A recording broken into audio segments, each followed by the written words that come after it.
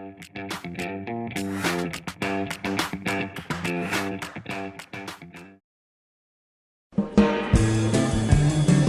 English learners. Welcome back to English Pod. My name is Marco. And my name is Erica.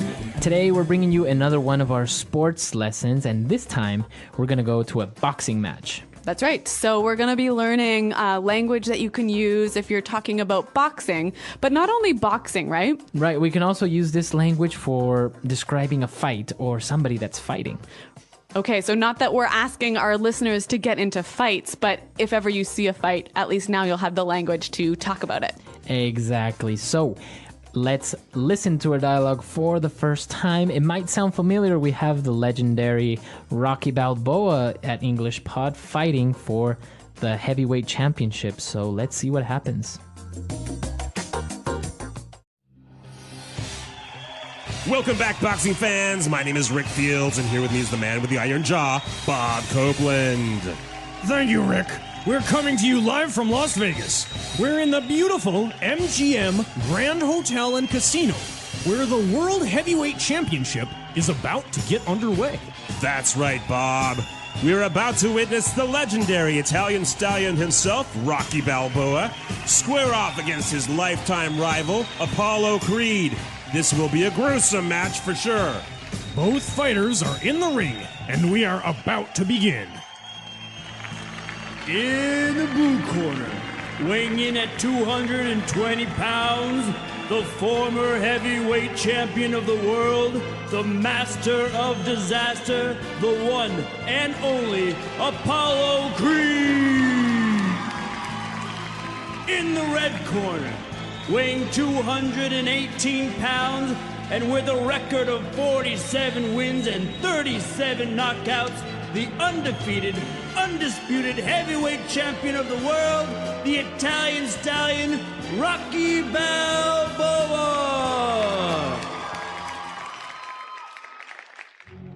There's the bell, and this fight is underway. Apollo quickly attacks Rocky with quick, strong jabs. Rocky dodges successfully and counterattacks with a strong right hook. Apollo is cut. Rocky landed a strong blow to his right eyebrow and cut him. This is his chance. Rocky quickly throws a left, right, another left. Apollo is getting pounded. Apollo recovers with a powerful haymaker and catches Rocky off guard. He's down. The ref starts the count. 1, 2, 3, 4.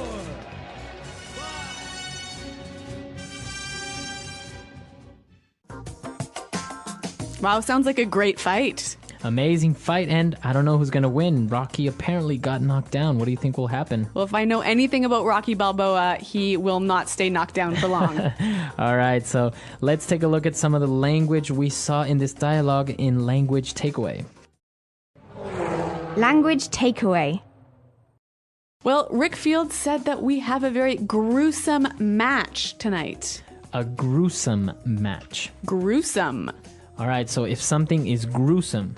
It's bad, it's terrible, it's bloody. Okay, bloody, terrible, very hard, or like a gruesome fight would be a very bloody fight. Yeah, or a gruesome film.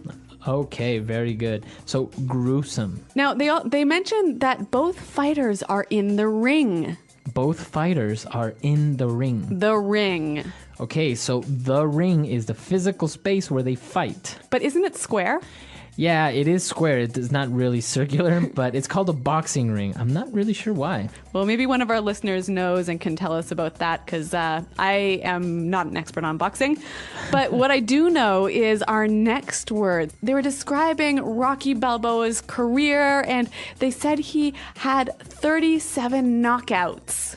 Okay, a knockout. A knockout. In this sense, knockout is a noun. A knockout is when a fighter hits the other fighter and he falls to the ground and he can't get up in 10 seconds because he's tired, he's dizzy, he's hurt. Okay, so that's a knockout. Okay, so this is a technical boxing word.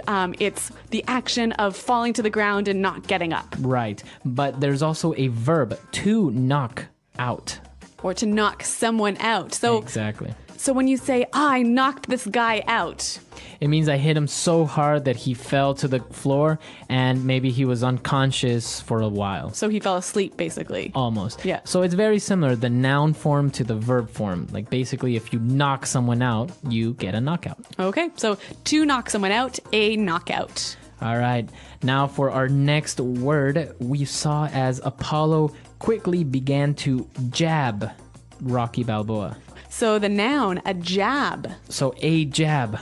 Quick jabs. So a jab is a kind of punch, right? It's a fast, short, but not very strong punch. Okay, so a technical boxing word, a jab. A jab. This can also be a verb, right? Right, so to jab. To jab. Now, Apollo was throwing jabs and Rocky began to dodge. All right, and that's our next word, to dodge. Dodge. D-O-D-G-E, to dodge. All right, so if you dodge, you're trying to avoid getting hit. Right, so you move your body so that you're not hit. Exactly.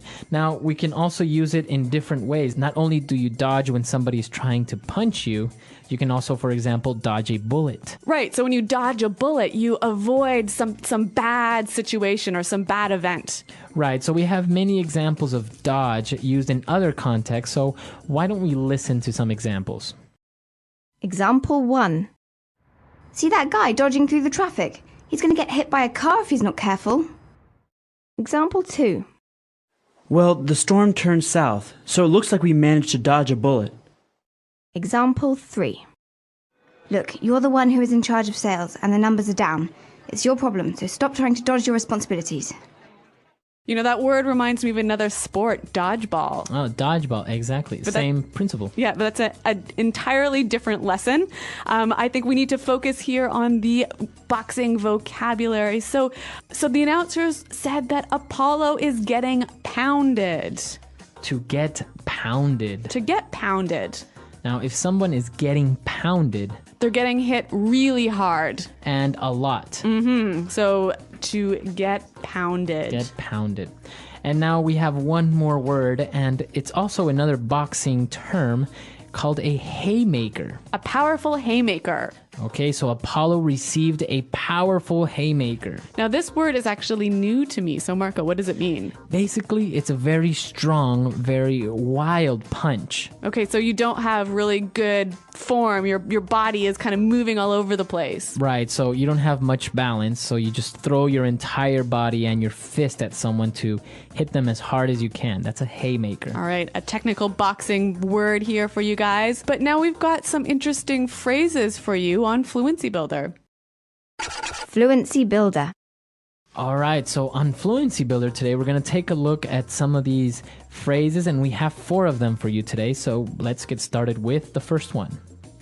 Well, the announcers said that the boxing match was about to get underway. Okay, to get underway. To get underway. So again, this is another way of saying about to begin. Right. All right, so we're about to get underway with this new project. Or the meeting's just about to get underway, so make sure everyone's here. Very good. So the match was about to get underway, and the sports announcer said that Rocky Balboa is going to square off against his lifetime rival. So we're going to look at this phrase, to square off against someone. All right, I'm going to square off against Jim. All right, when you square off against Jim, you get ready to fight with him or to compete with him, right? Right, so we're about to have a one-to-one competition. So this is like a sports word, but it's also really commonly used in a lot of different contexts. So why don't we hear a few more examples of how we can use this phrase, to square off? Example 1. The 2 countries are moving their armies close to the borders as they prepare to square off in a border dispute. Example 2. Italy and Brazil are squaring off in the final game this afternoon. Example 3.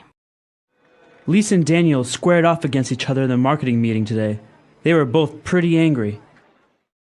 All right, so great examples, and I think we can use it now not only in boxing, but in other situations. Now, Bob said that Rocky landed a strong blow. to land a strong blow. All right, so land a strong blow. Now, let's break this down. So a blow. A blow is a punch or a hit. Okay, and when you land a strong blow, what happens? You basically successfully hit your opponent with a punch or hit. So you hit them, so your fist meets their body. Yes, so your fist landed on their body.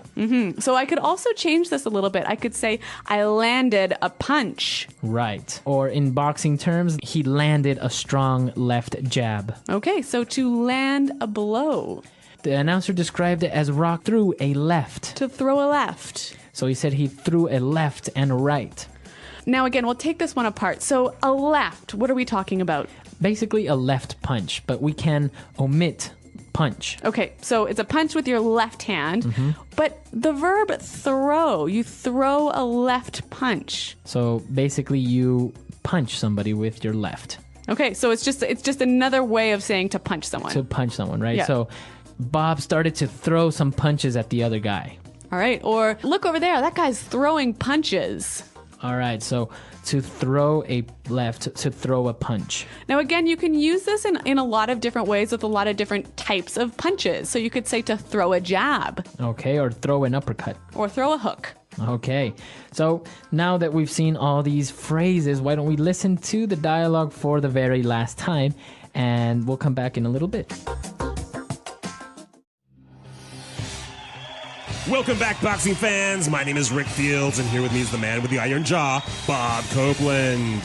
Thank you, Rick. We're coming to you live from Las Vegas. We're in the beautiful MGM Grand Hotel and Casino, where the World Heavyweight Championship is about to get underway. That's right, Bob.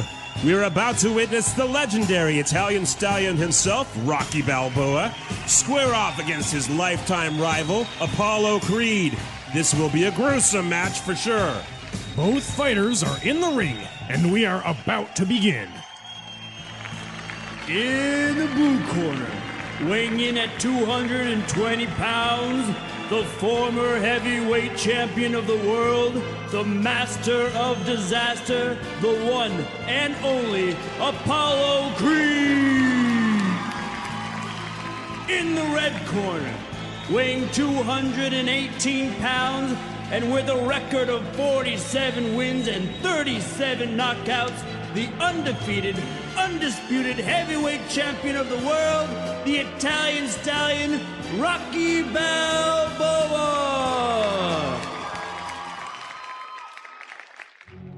There's the bell, and this fight is underway.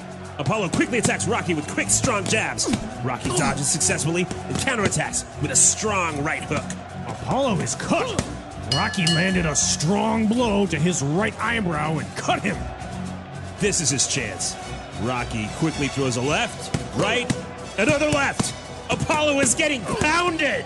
Apollo recovers with a powerful haymaker and catches Rocky off guard. He's down. The ref starts the count. 1, 2, 3, 4.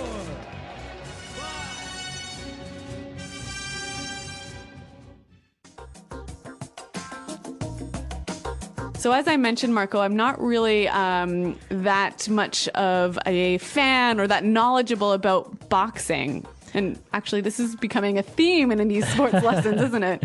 Well, boxing is a very popular sport in North America. I'm not really that big of a fan, but I have seen a couple of matches, and it's very interesting because, as we saw in our dialogue, most big fights take place in Las Vegas at some big hotel.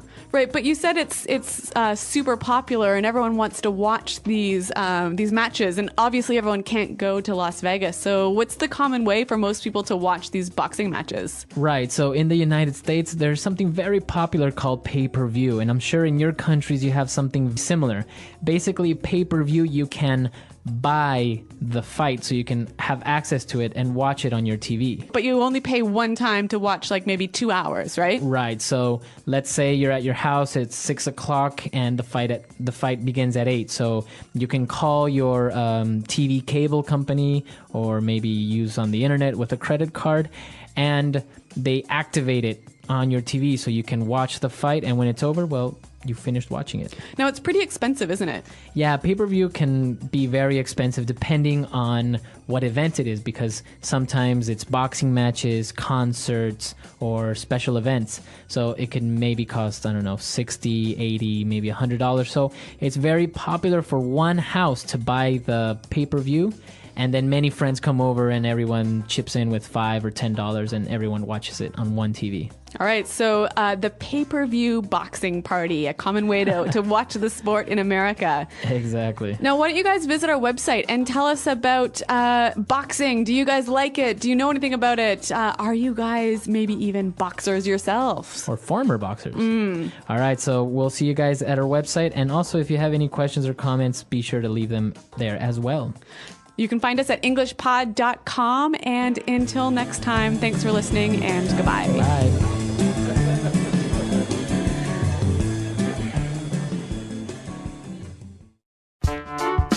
The English Pod Audio Review. Listen to the meaning, then say the vocabulary word. A plastic protective piece placed inside the mouth to protect the teeth. Mouth guard. Causes horror or disgust. Gruesome. To prepare to fight. Square off. Shorts worn for swimming or athletics. Trunks. Land. Land. An elasticated belt with a pouch to support the genitals, worn by male athletes. Jockstrap. Avoid being hit by something. Dodges. A quick, strong blow with the head. Headbutt. Hit hard multiple times. Pounded. An illegal blow below the waist. Low blow. Let's try that faster. To prepare to fight. Square off. Hit hard multiple times. Pounded. Land.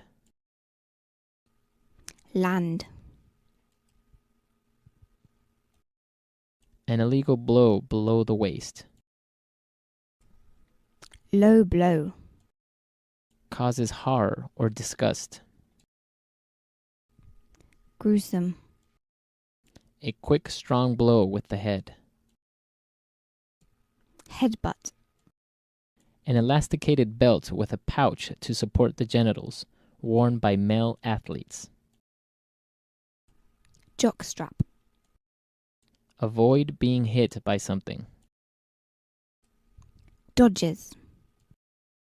Shorts worn for swimming or athletics.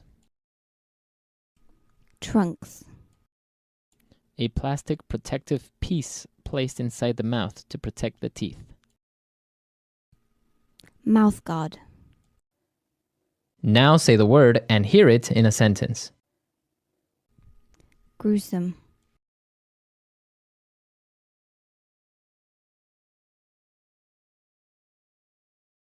Last night's match was one of the most gruesome fights I've ever seen.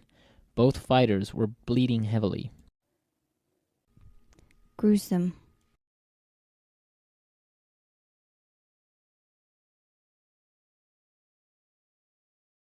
Wow, that is one gruesome looking cut. You might need to go to the doctor and get stitches. Gruesome.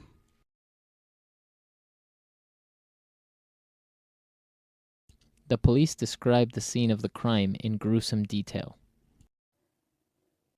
Square off.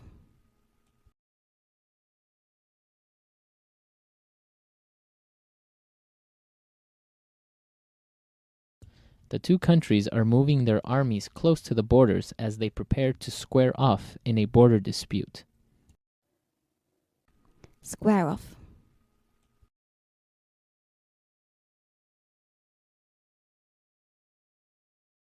Italy and Brazil are squaring off in the final game this afternoon. Square off.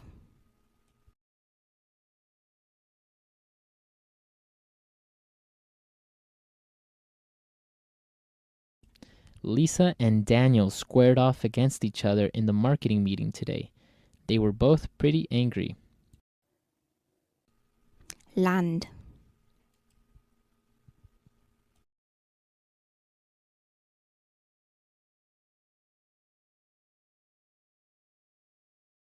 Wow, Apollo just landed an impressive right hook to Rocky's ribs. That's going to hurt. Land.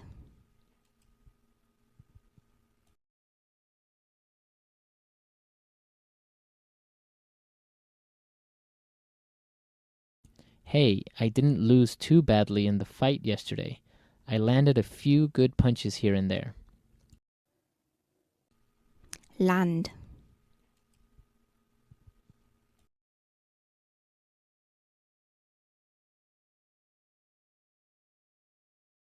Land an uppercut while he moves closer to you, and you will be sure to win the fight. Dodges.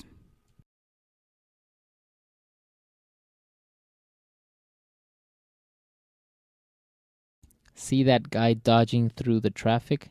He's going to get hit by a car if he's not careful. Dodges.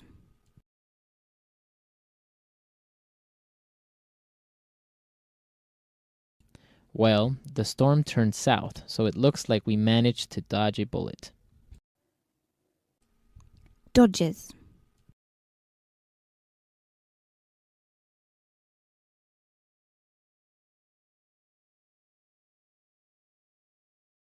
Look, you're the one who is in charge of sales, and the numbers are down. It's your problem, so stop trying to dodge your responsibilities. Pounded.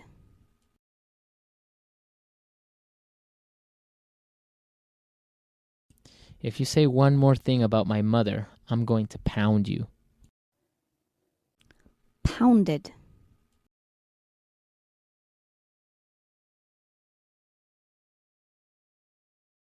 Rocky was knocked out in the 5th round. He was getting pounded all night long.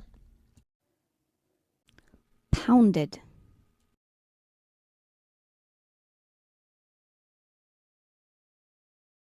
I don't think that movie is going to win any awards. It was pounded by the critics.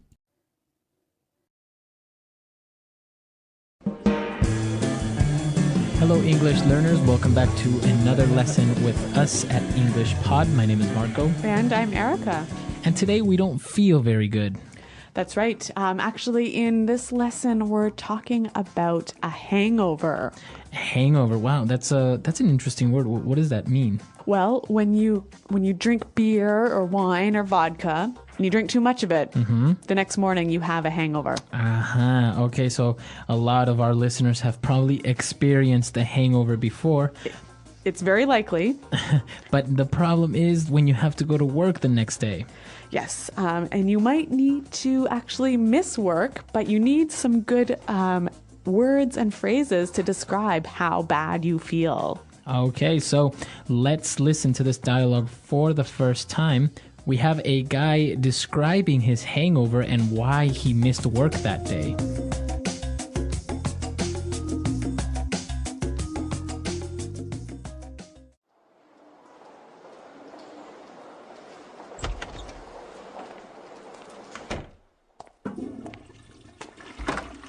Are you okay, man? You don't look very well.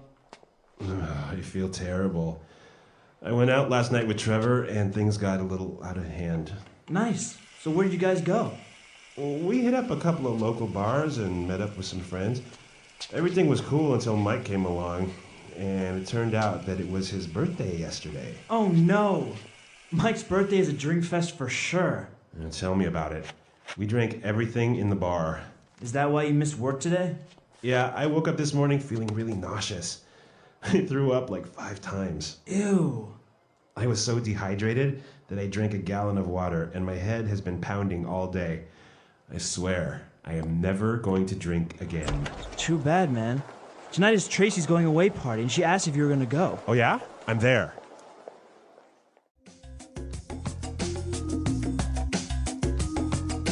All right, so he's never drinking again, but then at the next chance for a party, he's already ready to go. I think that's the typical lie of every person that drinks. They say, I'll never drink again, but a week later or a month later, they are again. Or a day later. All right, so we saw some great vocab here, so let's look at it now in language takeaway. Language takeaway. I'm going to look at 5 words here.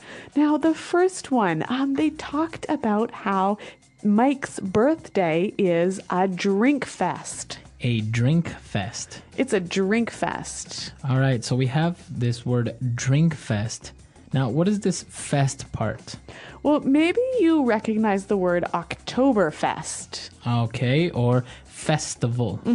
So fest is like a party. There's lots of food. There's lots of drink. A drink fest is an event where there's a lot of drinks. Okay, so can I have different types of fests? Yeah, this is a really informal sort of slang way of saying there's lots of something. So I could say, oh my God, it's a puppy fest. So there are a lot of puppies. Or I can say like a fast food fest. Okay, so you're eating a lot of fast food. There's a lot of fast food. Yep. All right, so fest, interesting. Now, when he was describing his hangover, he said that he felt really nauseous. Nauseous. Nauseous. Now, I always have a hard time spelling this word. So Nauseous. Nauseous. Nauseous. It kind of seems like you should say nauseous. Right, But you say nauseous. yeah. Okay, so when you're feeling nauseous, what do you feel like? So you feel dizzy, you don't feel very well. Like your stomach hurts. Yeah, and your head is kind of spinning. Okay, and you feel like you might throw up. Right, exactly. Now, this word that you just mentioned, throw up, is actually our next word. And, well, we're not going to describe it. Why don't we just listen to a person throwing up?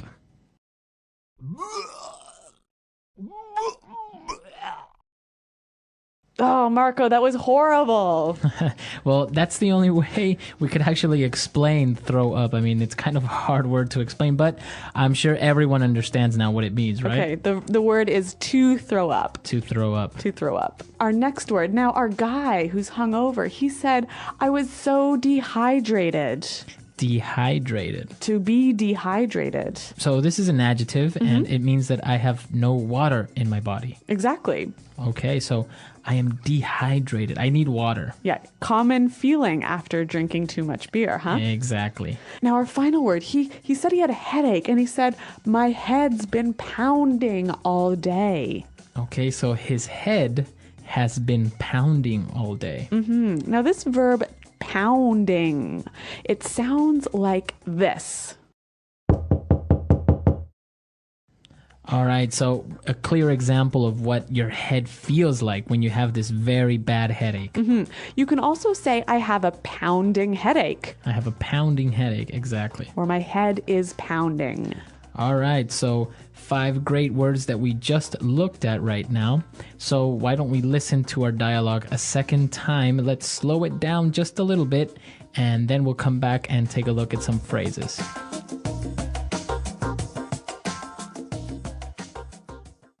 Are you okay, man? You don't look very well. I feel terrible. I went out last night with Trevor and things got a little out of hand. Nice. So where did you guys go? We hit up a couple of local bars and met up with some friends.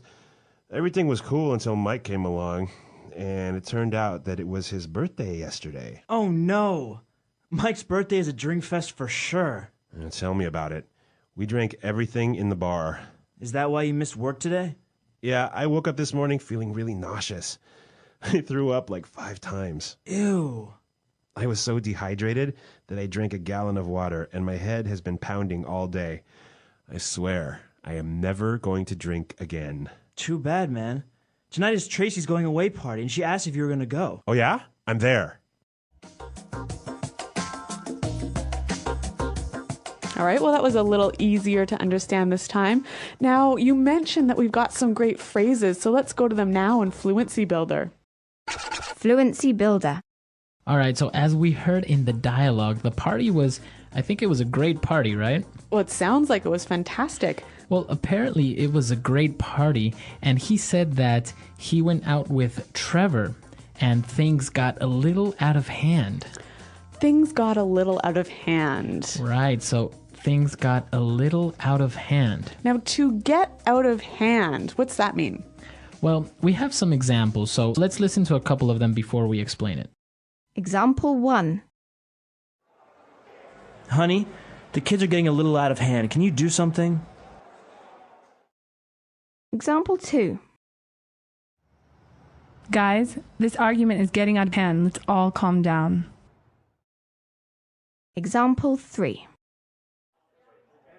The party last night got out of hand. The neighbors called the police. Okay, so when things get out of hand, you lose control. Exactly, they get out of control, just a little bit maybe. Yeah, go a little crazy. All right, so things got a little out of hand. Now, the opposite of this was everything was cool. Everything was cool. So everything was cool. So basically, everything was okay, everything was relaxed, everything was going fine. Exactly. And then Mike came along, and then things got a little out of hand. Oh, that Mike. And now for our last phrase. He was describing that Mike's birthday party was a drink fest, right? And then his friend agreed. He said, "Tell me about it. Tell me about it. Tell me about it." Now, what does this mean exactly when he says, tell me about it? Basically, it means, I completely understand. I completely agree with you. Yeah. Okay. So I could say, "Oh my God, Marco, it's so hot outside today." Right, and I would say, oh, I know, tell me about it. Right? So I'm saying, yeah, I agree with you, you are right. Yeah. Very good. So these phrases, okay, so 3 great phrases that we just looked at. Let's listen to our dialogue for the last time, and then we'll come back and talk a little bit more.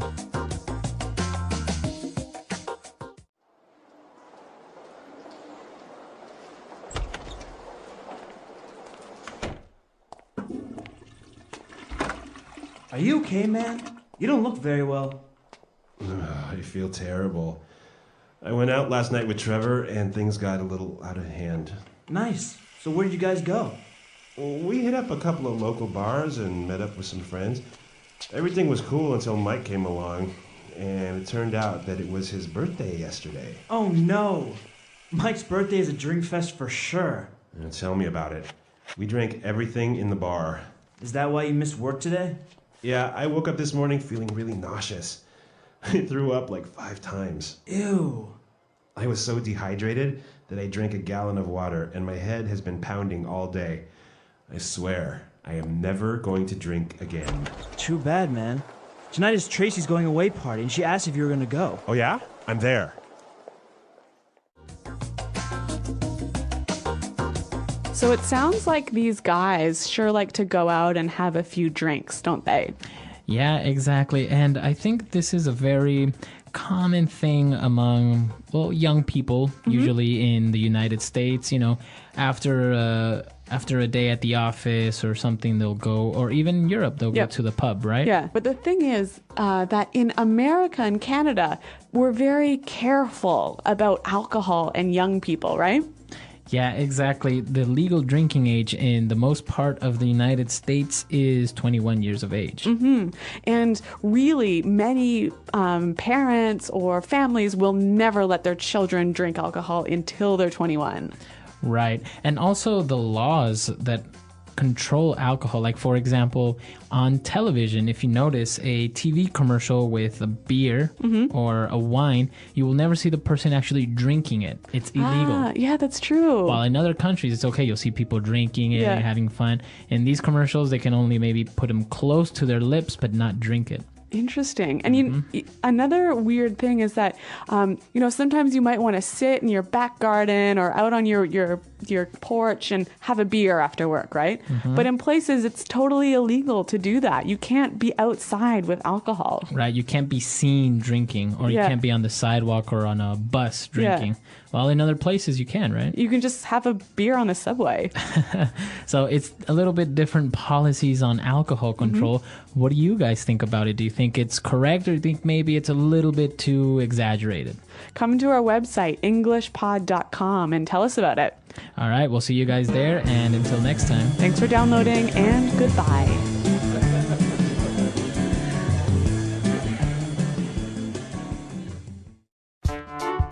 The English Pod Audio Review. Listen to the meaning, then say the vocabulary word. Become out of control. Got a little out of hand. Very drunk. Wasted. To go to a place. Hit.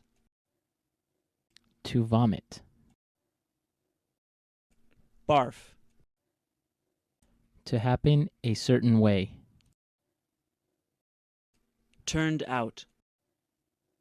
Medicine you take to cure a headache. Painkillers. I agree. I understand. Tell me about it. I feel very bad. I feel like death. Feel like you are going to vomit. Nauseous. Drink alcohol when you have a hangover to cure it. Hair of the dog. Vomit. Threw up. Lacking water. Dehydrated. To beat loudly and quickly. Pounding. Let's try that faster. To beat loudly and quickly. Pounding. Feel like you are going to vomit. Nauseous. Drink alcohol when you have a hangover to cure it. Hair of the dog. To happen a certain way. Turned out. To go to a place. Hit. I agree. I understand. Tell me about it. Lacking water. Dehydrated. Vomit. Threw up. Very drunk. Wasted. Become out of control. Got a little out of hand. Medicine you take to cure a headache. Painkillers. To vomit. Barf. I feel very bad. I feel like death. Now say the word and hear it in a sentence. Got a little out of hand.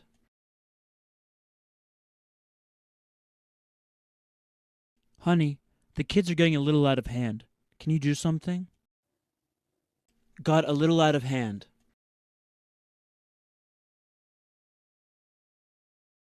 Guys, this argument is getting out of hand. Let's all calm down. Got a little out of hand.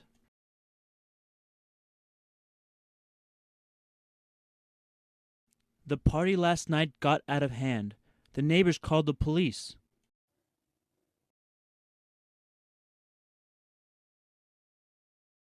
You have to come to the party tonight. It's going to be a beer fest.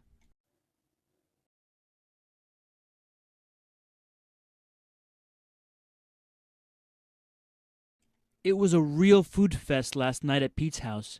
There was enough food to feed a small country.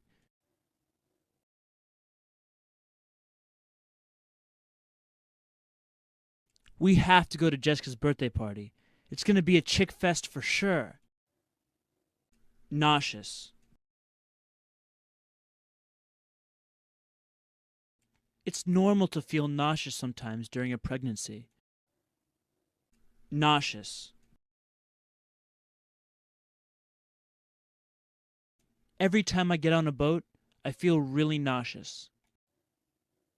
Nauseous. If you get nauseous on the plane, take 2 of these pills. Threw up.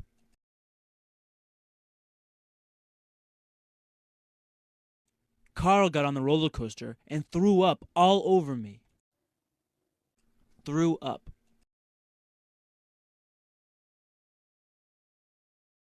If you feel like you are going to throw up, be sure to tell me so I can pull over. Threw up.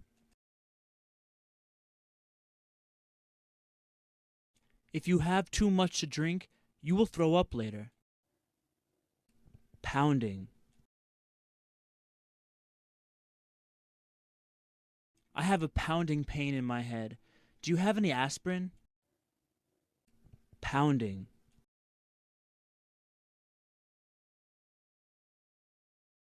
I can't take it anymore. I've had a pounding headache all morning. Pounding.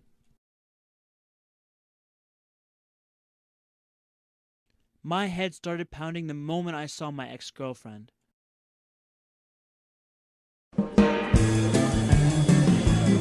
Hello, English learners. Welcome back to another advanced lesson here at English Pod. My name is Marco. And I'm Erica. And today we're going to be back in the office. That's right. We are listening in as somebody gets a little bit of trouble from their boss for being a bit late on a project. All right, so we're going to be at the office. Somebody misses a deadline.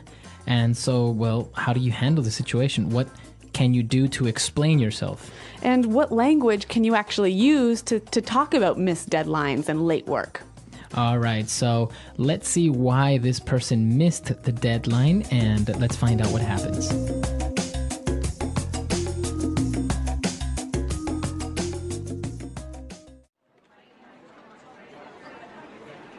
And so I just wanted to check in with you and find out where we are with this project. As you know, you missed a fairly significant deadline last week, and this will negatively impact the team's ability to move forward with the next stages of this project. I know. I'm really sorry that I missed the deadline, but really, it wasn't my fault. You see, we had all of these unexpected technical problems at the last minute, and I couldn't get into the database and extract the kind of information that I needed for the data analysis. You know, if the tech guys would have done their job and kept the CRM stable, then I wouldn't have missed my deadline. Oh, come on. An excuse like that is tantamount to lying.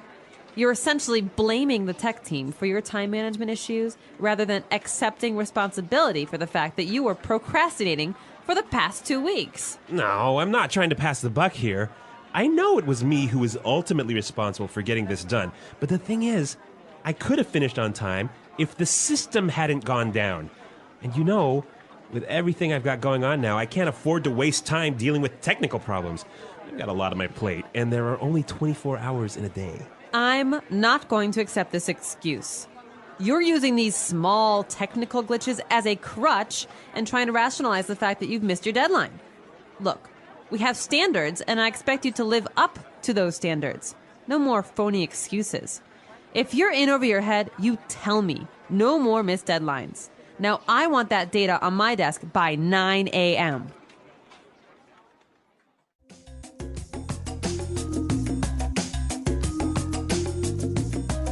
Well, it sounds like this guy isn't really accepting a lot of the responsibility for his missed deadline. Yeah, exactly. Well, apparently he's explaining that it wasn't only his fault, right? Mm-hmm. Yep. So some technical problems, but you know, he used a lot of pretty interesting language, and I think it'll help us to look at that now in language takeaway. Language takeaway. All right, so on language takeaway today, we have 5 words, and let's start with the first one. All right, well, the boss is not really happy with the excuse that the employee was giving, and he said an excuse like that is tantamount to lying. Tantamount. Tantamount to something. Okay, so if an excuse like that is tantamount to lying. What is he trying to say here? Basically, it's the same as, or it's almost the same as. So similar to. Mm-hmm. So if I say tantamount to something else, how would I use it? You know, Marco, taking my computer without asking is tantamount to stealing. Okay, so even though I'm not actually stealing it or taking it home with me, it is almost like stealing. Yeah, and the interesting grammatical thing here is that we almost always use a gerund right after. So tantamount to verb ing. Okay, tantamount to stealing, tantamount to lying, tantamount to killing. Okay. Well, on that happy note, let's go on to our next word. Now, the boss was really unhappy with the employee for procrastinating. Procrastinating. Procrastinating. So the verb is to procrastinate. Mm-hmm. And when you procrastinate, you say, oh, I'll do it later. I'll do it tomorrow. Okay, so you kind of delay things or you leave it for another day. Yep. All right, very good. So to procrastinate. Mm-hmm. A favorite verb amongst college students. I actually thought for a little while that procrastinate was to have babies. Oh, okay. It's kind of similar. Yeah. What's the word? Procreate. Procreate. See? Yeah. So for a while, I always thought that procrastinate was like having babies. Like, why are you procrastinating? And I'm like, I'm not. Well, glad you got that straight. So yes, our listeners, procrastinate is not the same as procreate. Okay. I learned that the hard way. Yes. Well, it sounds like you had a little bit of a glitch in your understanding of language, and that's our next phrase. So in the dialogue, they were talking about some glitches with the system. A glitch in the system. Okay, so a glitch. Now, this is common among computers, right? A glitch is an error. Right. So when you're talking about a glitch and you're talking about computers, it's an error, a mistake. But we also use it to talk about any unexpected problem, a small unexpected problem. Okay, so a small glitch. Yeah. There was a glitch in our plan and we arrived 10 minutes late. Or I can say this movie has a glitch in the story. So there's a small problem in the story that doesn't make sense. Exactly. All right. So the employee was blaming his lateness on these small technical glitches, but the boss didn't believe this, right? Mm-hmm. The boss said, "You're trying to rationalize the fact that you missed the deadline." Okay, to rationalize. To rationalize. So the boss is saying that he's trying to rationalize. So that means, is he trying to make sense of it? Well, this is an interesting psychological word. Mm-hmm. And when you rationalize something, you think about it or describe it, like especially some bad behavior, in a way that makes it seem better or proper or more sensible. So you're trying to convince yourself. Yeah, you're telling other people, but you're also telling yourself that it's better. Okay, or that you're right when you're actually wrong. Yes, yeah. Okay, so he was trying to rationalize the fact that he missed the deadline. So he was trying to explain to the boss and also kind of make himself believe that it wasn't really his fault when it was. Mm-hmm. Now, because this is a little bit of a difficult concept to understand, I think we should hear some examples. Example 1. You can't rationalize your son's behavior by saying he's going through a hard time. Example 2. As much as I tried, I couldn't rationalize buying such an expensive pair of shoes. Example 3. You know it was the wrong thing to do. Stop trying to rationalize it. Okay, so clear as daylight now, this word rationalize. All right, and our final word. So the boss really wasn't happy with these excuses, and he said, no more phony excuses. Okay, phony. Phony. Phony, phony. So phony is basically false or fake. Right, so a phony statement. Mm-hmm. A phony watch. Okay, a fake watch. Yeah, not a Sony watch, but phony watch. A phony. So a lot of great words in this dialogue, but as you mentioned, we also saw some very interesting phrases that we can use in situations like this. So why don't we start now with Fluency Builder? Fluency Builder. Well, you know, one of the interesting things about English is that we have a lot of ways to make things sound more direct, less direct, harder or softer. And in this dialogue, there were a few examples of how we use softening words to do the opposite, to actually make it a little strong. Okay, so why don't we start with the first paragraph? In the first part of the dialogue, he said you missed a fairly significant deadline. A fairly significant deadline. Now, this word fairly. Kind of, sort of. So it's not very significant, it's kind of significant. Yeah. But in this context, when the person is saying it, it just sounds a little bit softer, but your understanding is... It's a very important deadline. Okay, a very important deadline. So another similar example of this is the boss was saying, you're essentially blaming the tech team. Okay, you're essentially blaming. So essentially is like basically or pretty much. So it sounds a little softer, but what he's actually really saying is, you're doing this. Right. So instead of saying you're blaming the tech team, he adds this word essentially to kind of say, well, basically you're saying it's their fault. Yeah. But the context, or you understand that it's actually very direct, and he's saying it's your fault. Yeah. So he's saying you're almost blaming the tech team, but what he means is you're blaming the tech team. Mm-hmm. Now, our third phrase is very interesting because it's kind of like a saying. That's right. So the employee says, I'm not trying to pass the buck here. I'm not trying to pass the buck here. I'm not trying to pass the buck. Now, what's the buck? $1 bill. $1 bill. So we'll understand that he's saying, I'm not trying to blame somebody else or pass the blame on to someone else. Mm-hmm. But you can think about it like this. Like, imagine he had some fake or phony money, right? Mm-hmm. And he wants to pass that on to the next person so he doesn't get in trouble. Okay. So I'm not trying to pass the buck. I'm not trying to pass the blame, put the responsibility on someone else. Very good. But you know what? You know what he really means here? What? I am trying to do this. Because he knew, he knew that it was a fake dollar bill. Yeah, right? yeah. Okay. Yeah. Now, the fourth one is interesting as well because it's kind of like a metaphor. Mm-hmm. The boss said, you're using these small technical glitches as a crutch. So using something as a crutch. Now, the crutch is a... You know when you break your leg, mm-hmm. you use those wooden or metal sticks to walk with? Okay, to help you walk. Yeah. So the boss is basically saying you're using these technical glitches as an excuse or as an aid to why you missed the deadline.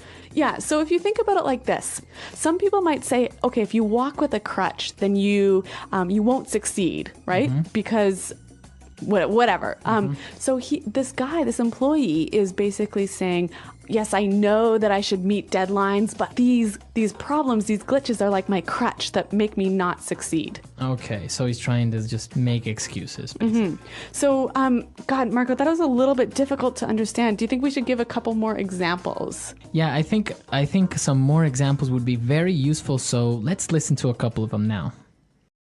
Example 1. I realized that I was using alcohol as a crutch to get through the day. Example 2. I think Bill's very capable of being successful, but he uses his disability as a crutch. Example 3. Stop using your weight as a crutch. Just because you're a bit fat doesn't mean you can't get a great job. All right, so a lot of great phrases, great words, and well, I think it's time for us to listen to this dialogue for the last time, and then we'll come back and talk about this aspect of meeting deadlines.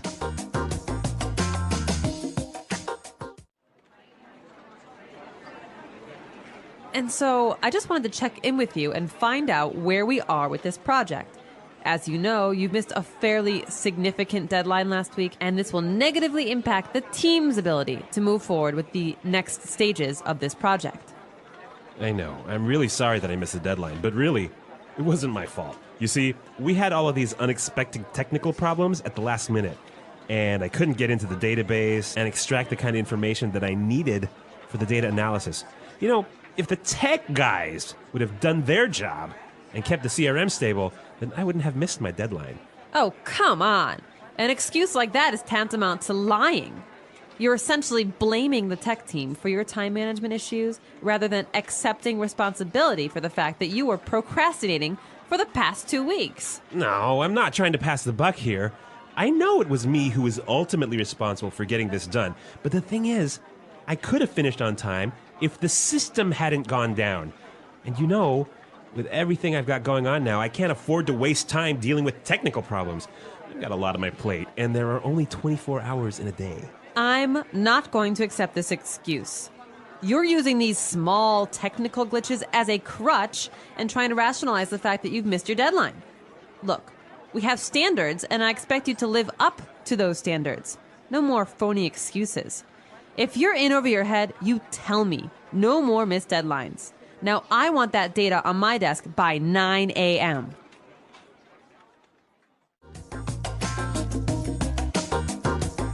This employee got in a lot of trouble for missing his deadline. Exactly. I think it's a very important aspect of not only Western culture, but also in general, assuming guilt when it's your fault. Yeah. In this case, we saw that the employee didn't really want to accept the fact that it was his fault. Yeah, he didn't say, yeah, I know it was me, I'm sorry, and this is my plan to fix it. Now, this is very important among cultures because in some cultures, the aspect of losing face is so important, right? Right. So somebody may not really want to assume guilt, or they have to because it's part of the culture. But what's the standard in North American business practice?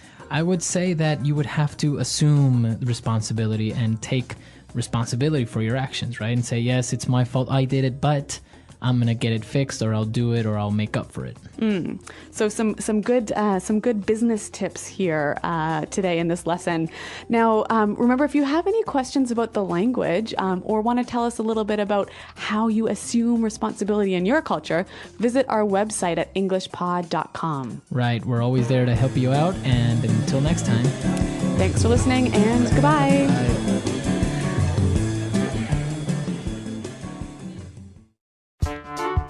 The English Pod Audio Review. Listen to the meaning, then say the vocabulary word. Same as, equivalent to. Tantamount. Later than expected. Behind schedule. Very important or very relevant. Fairly significant. The action of delaying one's work. Procrastination. In essence, basically. Essentially. To create an untrue story. Fabricate. Used to indicate you justify failure with excuses. As a crutch. To give the reasons why you did something wrong. Justify. To explain bad behavior in a way that falsely makes it seem proper or better. Rationalize. The quality of being late often. Tardiness. To have an effect on something. Impact. Continue, go on. Move forward. Coming without warning. Unexpected. At the last moment. Last minute. Leave tasks or duties for a later time. Procrastinate. Blame someone else. Pass on the responsibility. Pass the buck. At last, in the end, eventually. Ultimately. Another way of saying I have many things to do. On my plate. Not true. Fake or false. Phony. Too much to handle. In over your head. Let's try that faster. To give the reasons why you did something wrong. Justify. Too much to handle. In over your head. Later than expected. Behind schedule. Another way of saying I have many things to do. On my plate. To explain bad behavior in a way that falsely makes it seem proper or better. Rationalize. Leave tasks or duties for a later time. Procrastinate. Not true. Fake or false. Phony. Same as, equivalent to. Tantamount. At last, in the end, eventually. Ultimately. Very important or very relevant. Fairly significant. The action of delaying one's work. Procrastination. At the last moment. Last minute. To have an effect on something. Impact. In essence, basically. Essentially. Continue, go on. Move forward. Used to indicate you justify failure with excuses. As a crutch. Coming without warning. Unexpected. Blame someone else. Pass on the responsibility. Pass the buck. The quality of being late often. Tardiness. To create an untrue story. Fabricate. Now say the word and hear it in a sentence. Tantamount.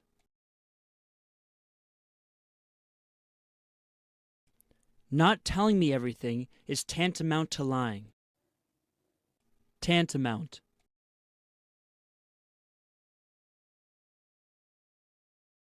The way you request things is tantamount to a demand. Be more polite. Tantamount.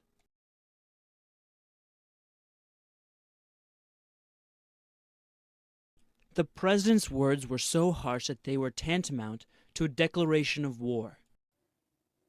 Fairly significant.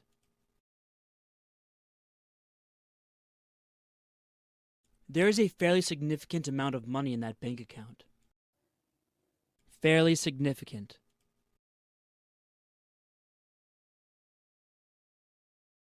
There is a fairly significant chance that you will get the scholarship. Fairly significant.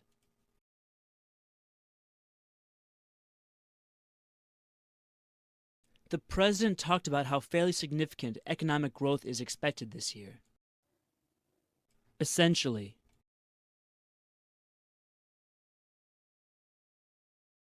By not believing what I'm saying, you are essentially calling me a liar. Essentially.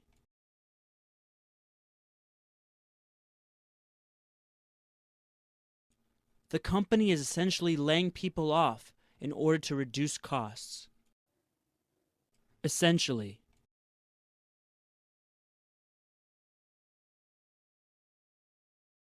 Carl essentially told his boss that if he doesn't get a raise, he's going to quit.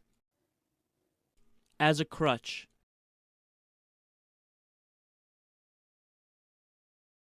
I realized that I was using alcohol as a crutch to get through the day. As a crutch.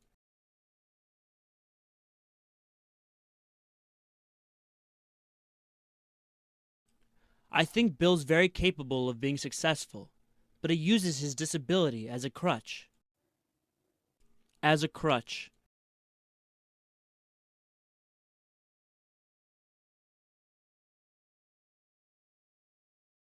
Stop using your weight as a crutch. Just because you're a bit fat doesn't mean you can't get a great job. Rationalize.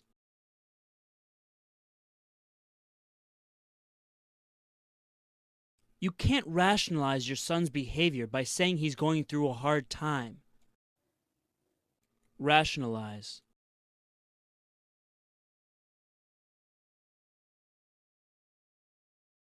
As much as I tried, I couldn't rationalize buying such an expensive pair of shoes. Rationalize.